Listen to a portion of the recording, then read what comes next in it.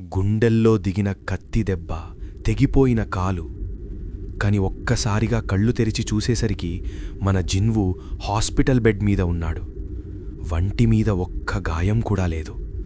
అసలిదంతా కలా లేక నిజమా? వాడికే అర్థం కాలేదు. Welcome back guys. ఈరోజు సోలో లెవెలింగ్ ఎపిసోడ్ 3 రీక్యాప్తో మీ ముందుకొచ్చేసా.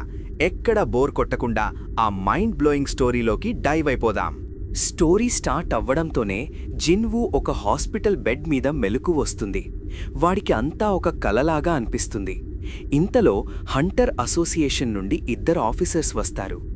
జిన్వు 3 డేస్ నుండి అన్కాన్షియస్గా ఉన్నాడని, ఆ రైడ్లో జస్ట్ 6 మెంబర్స్ మాత్రమే బ్రతికారు అని చెప్తారు.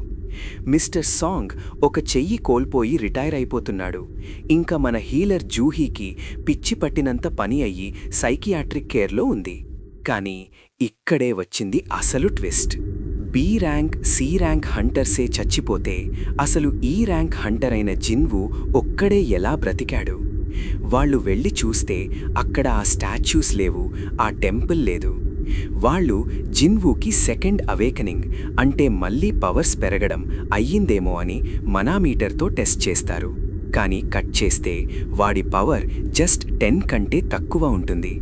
వాడు ఇంకా ఆ వీకెస్ట్ ఈ ర్యాంక్ హంటరే. కానీ ఇక్కడే కథలో ఒక పెద్ద టర్న్ ఉంది గాయ్స్. వాళ్ళు వెళ్ళిపోయాక జిన్వు కళ్ల ముందు ఒక్కసారిగా ఒక గేమ్ స్క్రీన్ కనిపిస్తుంది. అది ఎవరికీ కనిపించదు, ఓన్లీ జిన్వుకి మాత్రమే కనిపిస్తుంది.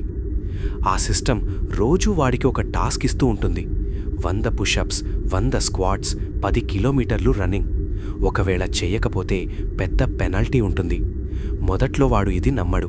కానీ ఆ సిస్టమ్ వాడిని ఒక భయంకరమైన ఎడారిలోకి విసిరేస్తుంది. ప్రాణాలు అరచేతిలో పట్టుకుని పరిగెడతాడు. ఇక ఆ భయంతో రోజూ ఆ టాస్క్స్ కంప్లీట్ చేస్తూ ఉంటాడు. రోజూ ఈ పనులు చేసి చేసి మన ఒడికి పవర్ పెరుగుతుంది. ఒకరోజు ఆ సిస్టమ్ వాడికి ఒక సీక్రెట్ కీ ఇస్తుంది. ఆ కీ పట్టుకుని ఒక మెట్రో స్టేషన్లోకి వెళ్ళగానే ఒక్కసారిగా డోర్ క్లోజ్ అయిపోయి వాడు ఇంకో ప్రపంచంలోకి వెళ్ళిపోతాడు. అక్కడ నుండి బయటికి రావడం ఇంకా కుదరదు. లోపలికి వెళ్ళగానే 3 గాబ్లిన్స్ వస్తాయి. ఈసారి మనవోడు వాటిని చాలా ఈజీగా చంపేస్తాడు. అబ్బా, నేను స్ట్రాంగ్ అయ్యాను అని చాలా హ్యాపీగా ఫీల్ అవుతాడు. కానీ ఇంతలో ఒక పెద్ద భయంకరమైన వుల్ఫ్ వాడికి ఎదురు వస్తుంది. వాడి చేతిలో ఉన్న కత్తి పక్కున ఇరిగిపోతుంది. వాడి కాళ్ళు వణుకుతాయి. ఇక్కడ కాపాడడానికి ఎవ్వరూ లేరు. ఒక్క దెబ్బ తగిలినా ప్రాణాలే పోతాయి. మరి ఈసారి జిన్ను ఆ వుల్ఫ్ నుండి ఎలా తప్పించుకుంటాడు? అది మనం నెక్స్ట్ ఎపిసోడ్లో చూసేద్దాం.